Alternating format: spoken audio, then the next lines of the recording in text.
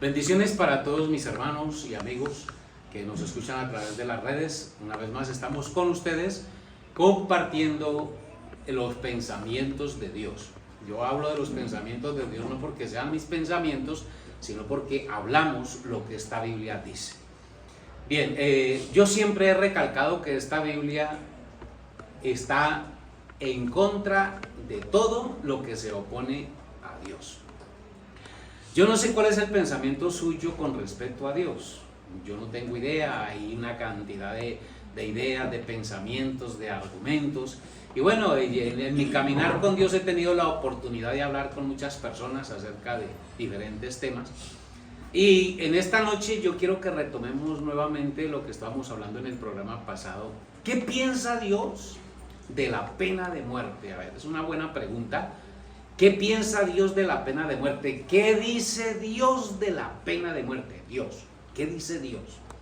Porque las religiones y los religiosos dicen muchas cosas, pero ¿qué es lo que enseña la palabra de Dios acerca de la pena de muerte? En Romanos capítulo 6 y el versículo 23 leemos un texto que dice: porque la paga del pecado es muerte, mas la dádiva de Dios es vida eterna en Cristo Jesús, Señor nuestro. Bien, yo quiero que tomemos ese texto como base para tratar el tema de lo que vamos a hablar aquí. La Biblia claramente nos dice que la paga del pecado es muerte. Las cosas indebidas son muerte. Ahora, ¿qué es pecado? ¿Qué es pecado? Realmente el pecado es la desobediencia a los mandamientos de Dios. ¿Por qué somos desobedientes a los mandamientos de Dios? Porque creemos que con Dios se puede jugar. Ese ha sido el grave error del ser humano. Creemos que nuestra ciencia, creemos que nuestros maestros, creemos que nuestros líderes saben más que Dios, y a causa de eso desafiamos esta Biblia. Desafiamos al Dios de esta Biblia, desafiamos al escritor de este libro. Claro, ahí podríamos entrar en otro tema, ¿no? ¿Quién escribió la Biblia, no? ¿Quién escribió la Biblia? El argumento popular es que la Biblia fue escrita por hombres, ¿sí? Fue escrita por hombres. Todos los libros fueron escritos por hombres.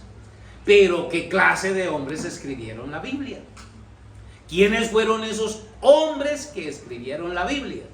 Y podríamos detenernos en algunos. Hablemos del primero, por decir algo. Hablemos del primer escritor de la Biblia, Moisés. ¿Quién era Moisés? Moisés no era cualquier ser humano. Moisés era un personaje con unas capacidades sobrenaturales. Moisés era un hombre extraordinario.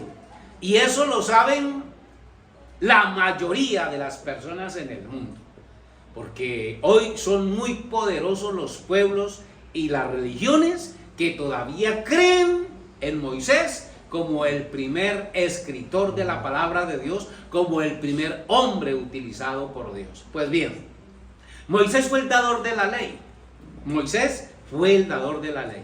Y cuando usted lee los mandamientos, usted puede leer el capítulo 28 del libro de Deuteronomio, donde la Biblia nos habla de las bendiciones y de las maldiciones cuando se guarda la ley o cuando se incumple la ley. En el capítulo 30 de Deuteronomio también Moisés dice: he puesto delante de vosotros la vida y la muerte.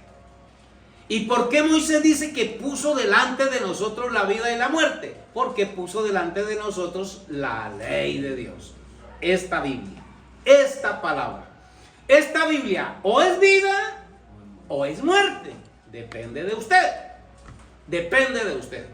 Así que entonces la palabra de Dios dice que el alma que pecare, esa morirá.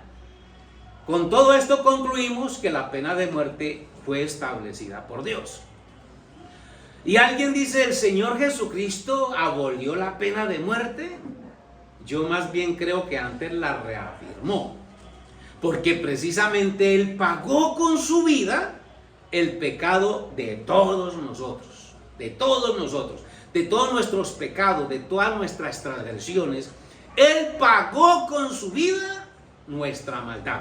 Isaías capítulo 53 dice: ciertamente llevó Él nuestras enfermedades, sufrió nuestros dolores. Y dice la Biblia que por su llaga fuimos nosotros curados. Es decir, que si Él puso su vida para salvarnos a nosotros, uno dice, Él estaba aboliendo la pena de muerte o la estaba confirmando. La confirmó con su propia vida. La confirmó con su propia vida. Ahora bien, ¿quiere decir entonces esto que ahora el pecador puede hacer lo que quiera porque Cristo murió por él? Yo quiero que miremos unas palabras que dice el apóstol Pablo en el capítulo 10 del libro de los Hebreos. La carta que escribe el apóstol Pablo a los Hebreos, y el versículo, capítulo 10 y el versículo 26 de este libro.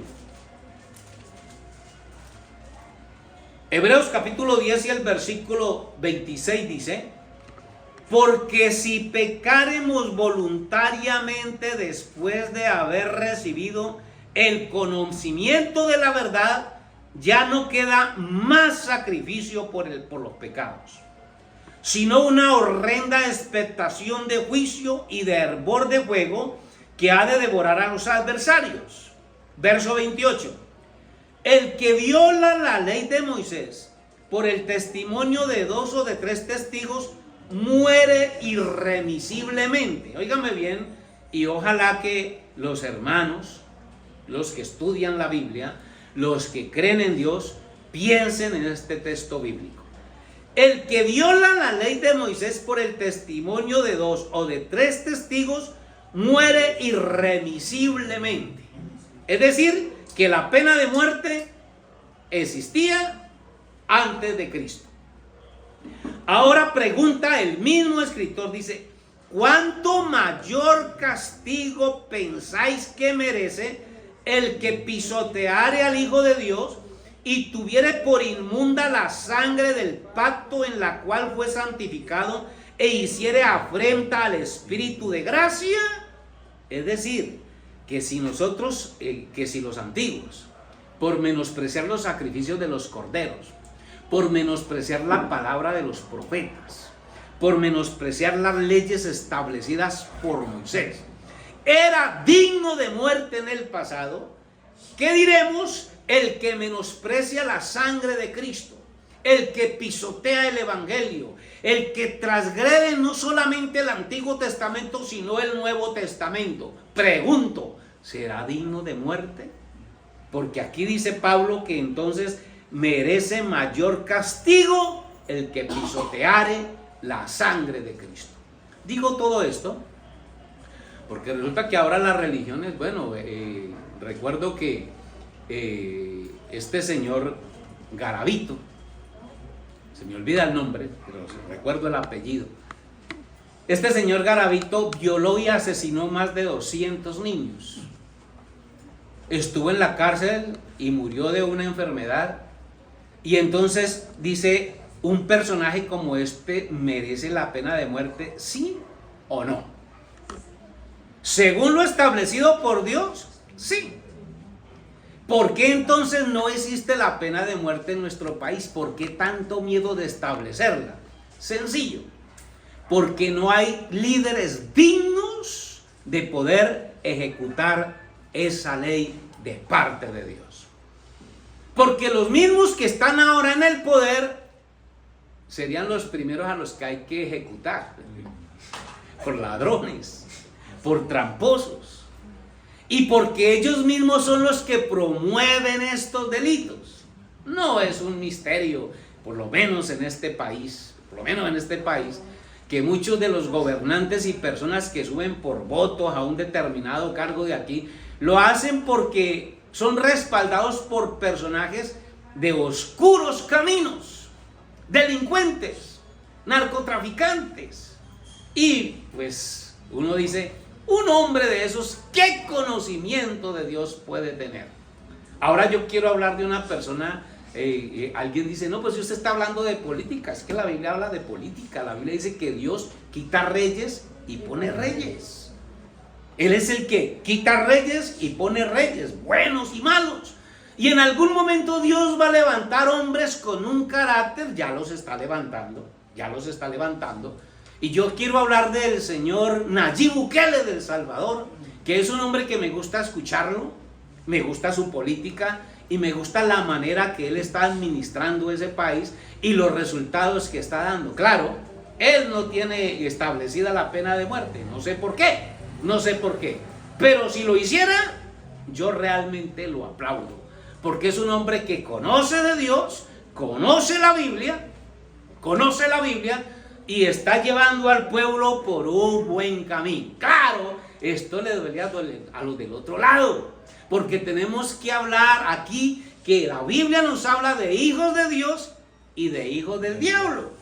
Y bueno, ¿quién define a un hijo de Dios o a un hijo del diablo? Si vamos donde los religiosos, si vamos donde los testigos de Jehová y les preguntamos ¿quién es un hijo de Dios y un hijo del diablo? No, ellos nos van a decir que los hijos de Dios son ellos y que los hijos del diablo son todos los demás. Si vamos donde los católicos nos dirán lo mismo. Un hijo de Dios tiene que ser católico, los que no son católicos son del diablo. Y si vamos a cada iglesia nos van a decir lo mismo, ¿sí o no? Esa es la verdad. Pero ¿qué define a un hijo de Dios y a un hijo del diablo? Nosotros podemos leer, por ejemplo, en el capítulo 8 de Juan. Y esto nos puede ayudar a entender, a los que creen en la Biblia, nos puede ayudar a entender un poquito qué es lo que define a un hijo de Dios y a un hijo del diablo. Capítulo 8 y el versículo 39 de Juan. San Juan 8:39 dice: respondieron y le dijeron: nuestro padre es Abraham. Esos personajes que están hablando aquí con Jesús son religiosos. Y ellos dicen que Abraham es el papá de ellos. Jesús les dijo: si fueseis hijos de Abraham, las obras de Abraham haríais. Pero ahora procuráis matarme a mí, hombre que os he hablado la verdad, la cual he oído de Dios. No hizo esto Abraham. Es decir, Abraham no intentó matarme. Vosotros hacéis las obras de vuestro padre. Y entonces le dijeron: nosotros no somos nacidos de fornicación. Un padre tenemos que es Dios. Ellos dicen que su padre es Dios. Religiosos. Jesús entonces les dijo: si vuestro padre fuese Dios, ciertamente me amaríais, porque yo de Dios he salido y he venido, pues no he venido de mí mismo, sino que Él me envió. Y pregunta al Señor: ¿por qué no entendéis mi lenguaje? Porque no podéis escuchar mi palabra. Verso 44. Vosotros sois de vuestro padre el diablo, y los deseos de vuestro padre queréis hacer. Él ha sido homicida desde el principio y no ha permanecido en la verdad, porque no hay verdad en él. Cuando habla mentira, de suyo habla, porque es mentiroso y padre de mentira. Y a mí, porque digo la verdad, no me creéis. ¿Quién de vosotros me redarguye de pecado? Pues si digo la verdad, ¿por qué vosotros no me creéis? El que es de Dios, las palabras de Dios oye, por esto no las oís vosotros, porque no sois de Dios. Entonces, ¿qué es lo que define a un hijo de Dios y a un hijo del diablo? Según Jesús, es esta Biblia, es esta palabra. Pero no 2 o 3 versículos, ¿no? Porque aún el diablo sabe de Biblia. Cuando el diablo enfrentó a Jesús o tentó a Jesús en el capítulo 4 de Lucas, el diablo tentó a Jesús fue con Biblia, sacó Biblia, está escrito: a sus ángeles mandará acerca de ti que te guarden, tírate abajo que no te va a pasar nada si eres un hijo de Dios. Ahora si eres hijo de Dios, pues di que estas piedras se conviertan en pan. Y entonces te va a notar que el diablo tentó a Dios con la misma palabra.